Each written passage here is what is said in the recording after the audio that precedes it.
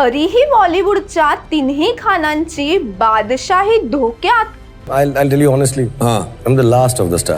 काय आहे हा केक क्रायसिस आणि खानांच्या एक्झिट मागचं खरं गुपित?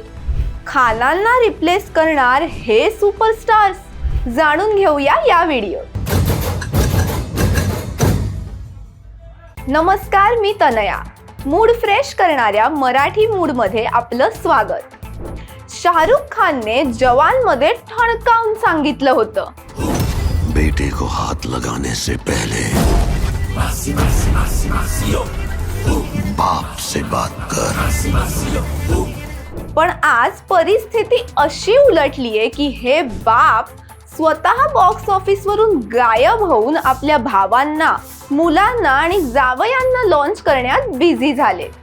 जेव्हा बॉलिवूडवर बिग बी, धर्मेंद्र, विनोद खन्ना आणि शत्रुघ्न सिन्हा सारख्या अँग्री यंग मेननी राज्य गाजवलं होतं, त्या काळात थिएटरमध्ये फक्त ढिशूम ढिशूमचा आवाज घुमायचा. मग एंट्री झाली खानांची.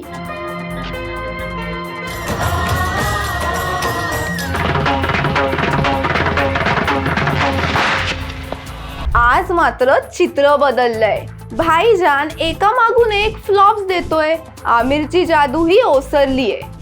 एकीकडे बॉलिवूडमध्ये टॉलिवूडचा डंका वाजतोय. अल्लू अर्जुन, रामचरण, ज्युनियर NTR आणि महेश बाबू सारखे दाक्षिणात्य स्टार्स हिंदी प्रेक्षकांच्या मनावर राज्य करतायत.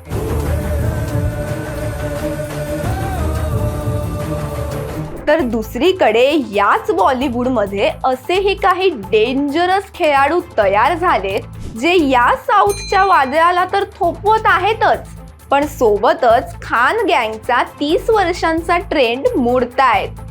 कोण आहेत हे 3 पोटेन्शियल ऍक्टर्स? अब ये कौन है बे? या यादीतला पहिला ऍक्टर जो थेट किंग खानला रिप्लेस करायला निघाल्याचं बोललं जातंय, तो म्हणजे हा धुरंधर. दिल्लीच्या थिएटर ग्रुप्समध्ये काम करणाऱ्या शाहरुख खान प्रमाणेच रणवीर सिंगनेही मुंबईच्या पृथ्वी थिएटरमध्ये सकाळी 7:30ला झाडू मारण्यापासून अभिनयाचे धडे गिरवलेत. हे आम्ही नाही, त्याचं PR म्हणतं. रोमॅन्टिक कॉमेडीजचा बादशाह शाहरुख खान, जो कभी हा कभी ना, दिलवाले दुल्हनिया ले जाएंगे, येस बॉस, कल हो ना हो, मैं हूं ना, चेन्नई एक्सप्रेस मधून मुलींच्या गळ्यातला ताईत बनला, त्याच्यासारखीच रणवीरचीही सुरुवात झाली. बँड बाजा बारात, लेडीज वर्सेस रिकी बहल ते रॉकी और रानी की प्रेम कहाणी पर्यंत त्याचे क्रिंज डायलॉग्सही लोकांना क्यूट वाटू लागले. ताड़ लो जितना ताड़ना, देखने की चीज है, बड़ी मेहनत से बनाई जी, all natural, no steroid. Padmaavat मधल्या अल्लाउद्दीन खिलजीच्या क्रूर भूमिकेसाठी रणवीरने स्वतःला अनेक आठवडे एका फ्लॅटमध्ये कोंडून घेतलं. बाजीराव मस्तानीसाठी रोज 8 तासाचं ट्रेनिंग, तर गली बॉय मध्ये डिवाइन आणि नेझी सारख्या खऱ्या रॅपर सोबत 10 महिने घालवले. जिथे शाहरुख खान सध्या घरगुती क्लीनर्सच्या जाहिरातीत अडकलाय, तिथे रणवीर सिंगने ग्लोबल ब्रँड्सवर ताबा मिळवलाय. तसंच नुकत्याच झालेल्या डॉन 3च्या वादानंतर रणवीरने थेट चित्रपटच सोडला. यावर आम्ही व्हिडिओ सुद्धा बनवलाय. आता रणवीर सिंग अधिकृतपणे शाहरुखचं साम्राज्य संपवून बॉलिवूडचा नवा किंग बनणार, की होणार बॉलिवूडच्या इतिहासातलं सर्वात मोठं टेक ओव्हर? कारण कपूर घराण्याचा एक ब्लू आईड बॉय थेट भाईजानच्या 30 वर्षांच्या सत्तेला सुरुंग लावायला निघालाय. कपूर्स वर्सेस खान्स.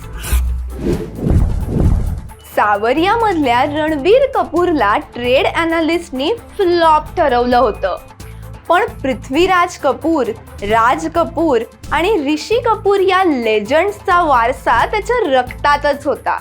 फक्त डोळ्यातल्या इमोशन्सने अख्खं थिएटर हलवण्याची जी पॉवर सलमान खानकडे होती, तीच लेगसी आज रणबीर पुढे नेतोय. तमाशामधला वेद किंवा ॲनिमल मधली रक्ताची होळी खेळणारा डिवोटेड सन. रणबीरने जे कॅरेक्टर ट्रान्सफॉर्मेशन करून दाखवलंय ती क्रिएटिव्ह रिस्क सलमानने आपल्या 3 दशकांच्या करिअरमध्ये कधीच घेतली नाही. एवढंच कशाला, संजूमध्ये रणबीरने संजू बाबाची बॉडी लँग्वेज अशी काही हुबेहूब कॉपी केली की बॉक्स ऑफिसवर 342 कोटींचा लाईफ टाईम बिझनेस झाला. तुम्हाला काय वाटतं, रणबीर कपूरच बॉलिवूडचा नवा सुलतान बनतोय का? आणि सलमान फॅन्सना हे बिटर ट्रूथ पचवणं शक्य होईल का? याच यादीत पुढे असा एक कौशल कलाकार आहे जो थेट मिस्टर परफेक्शनिस्टची जागा घ्यायला निघालाय. जेव्हा मसान रिलीज झाला तेव्हा विकी कौशलकडे केवळ एक लो बजेट ऍक्टर म्हणून पाहिलं गेलं. तो साला ये दुख काय खत्म नहीं होता बे. पण आमिर खानची मेथड ऍक्टिंग स्किल आज विकीने पूर्णपणे हायजॅक केली आहे. आमिरला विकीने आपल्या फिअरलेस स्क्रिप्ट सिलेक्शनने मागे सोडलंय. उरी मधला थरार असो किंवा छावा, जय भवानी. तसंच भारताचे पहिले फील्ड मार्शल सॅम माणेकशॉ यांच्यावरच्या सॅम बहादूर मध्ये त्यांची चालण्याची स्टाईल आणि बोलण्याची ढब अशी काही हुबेहूब कॉपी केली की आमिरच्या लाल सिंग चड्ढाला विकीने अभिनयाचे थेट धडेच दिले. मग विकी कौशलच बॉलिवूडचा नवा परफेक्शनिस्ट आहे का? असं म्हणतात की जगातल्या प्रत्येक गोष्टीची एक एक्सपायरी डेट असते, पण बॉलिवूडचे हे खान्स ही रियालिटी स्वीकारायला खरंच तयार आहेत का? मग ते किसी का भाई असो किंवा 300 कोटींच्या अवाढव्य बजेटमध्ये बनलेला टायगर 3, ज्याने भारतात जेमतेम 285 कोटी कमावले, आणि आमिर खानला तर दंगल नंतर धड एक हिट सिनेमा देणंही जमेनासं झालंय. हे तिन्ही खान्स आजही स्क्रीनवर स्वतःपेक्षा 20 ते 25 वर्ष लहान हिरोईन सोबत रोमांस करतायत.